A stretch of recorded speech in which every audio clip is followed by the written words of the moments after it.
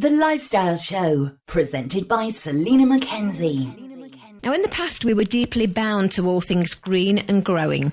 We once knew the landscape and the plants around us as well as we knew ourselves. But today, our relationship with plants and nature has grown distant. We have lost the sense of plants as being precious. Here to tell us more from her book, Vanishing Landscapes, the story of plants and how we lost them. Welcome to the show, Bonnie Lander-Johnson. Hi, Selena. Thanks for having me. You're welcome. So I'm not even sure if I want to know about this. It sounds too sad. What's going on?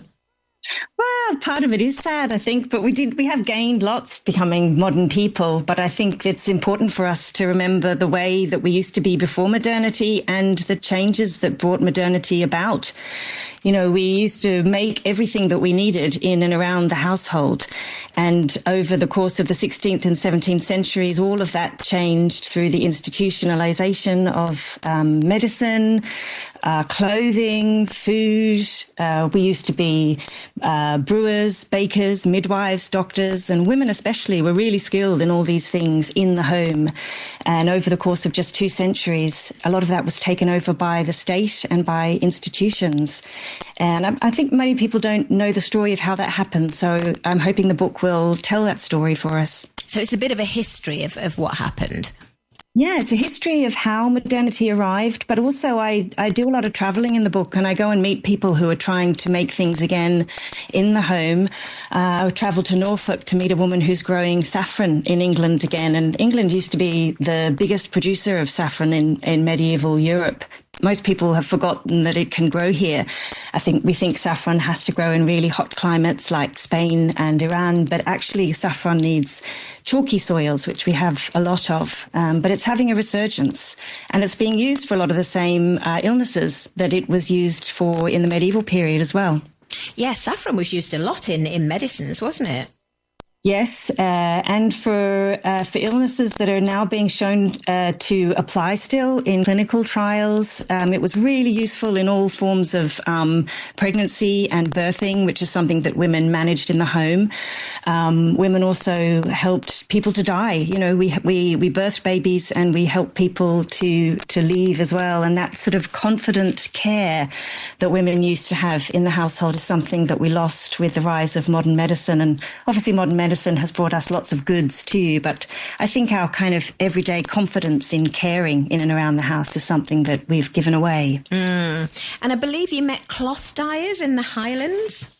Yeah, that was fabulous. The history of cloth making and cloth dyeing is so rich. Various counties in England were known for particular colours.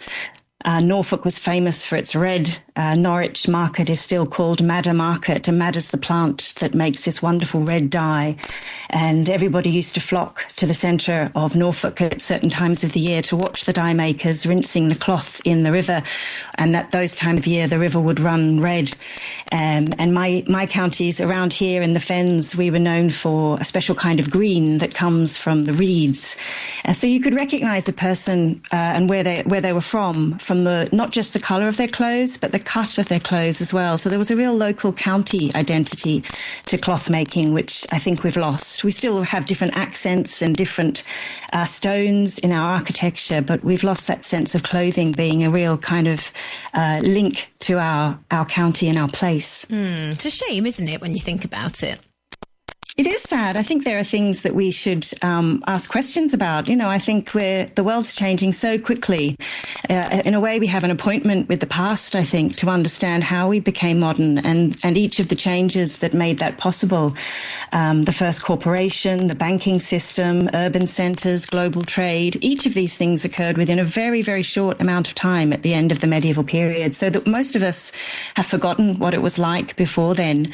And yet the change was so recent. I think we kind of remember it. I think a lot of people are yearning for a life much more entangled in the landscape, and that the level of skill that we used to have in working with plants, which have now become sort of ornamental, I suppose. I mean, we still rely on them, don't we? But they become things that are manufactured for us, and we have to leave the home to work in order to buy those things. Whereas once we made it all with our hands, and we were so familiar with the plants and how they grew and how to harvest them and what to do with them. I think think that's something we are a bit lonely for.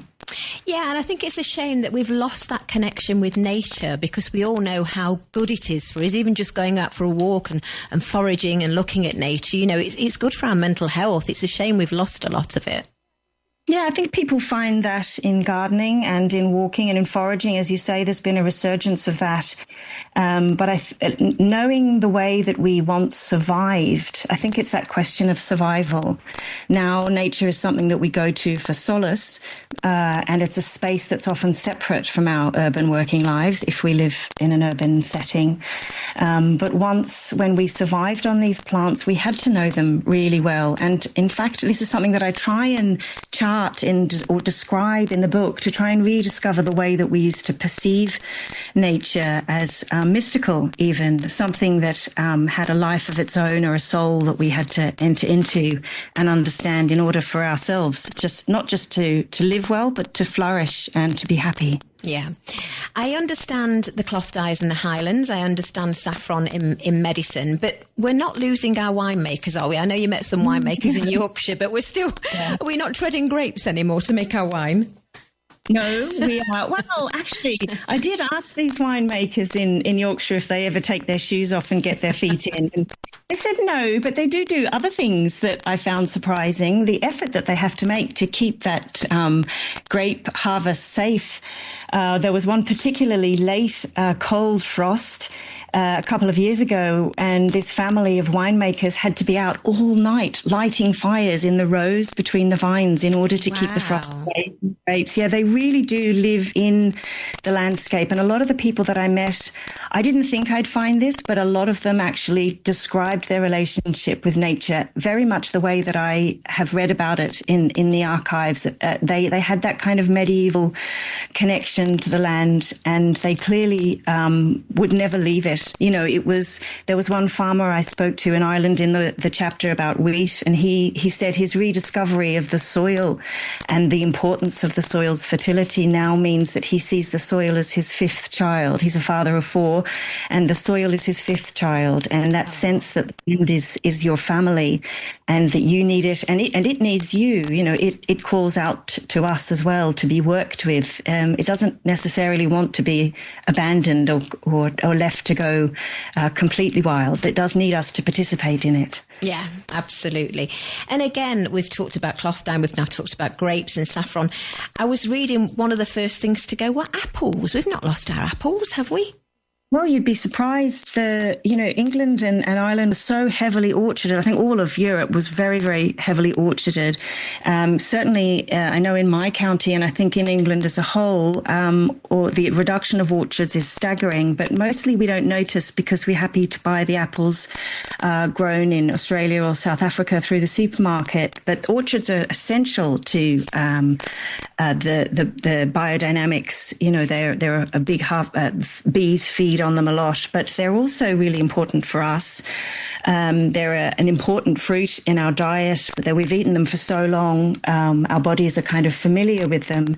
But the loss of apples is the first step in the story, because they were always the fruit of commoners. So, you know, medieval people didn't own land, but they could access land and food. And in fact, it was a right enshrined in law that commoners would be able to access orchards and orchard fruit.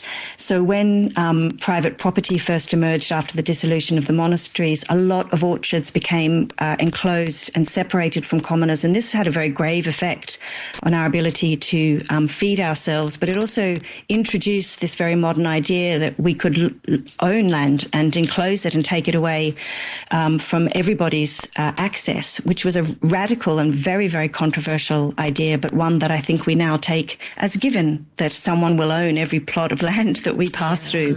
We can't take what we want from it. Yeah, and it's a shame that there's so much building as well going on the land. I mean, I often think about the squirrels, the birds. Where are they going to get their food from if we keep building on the green land?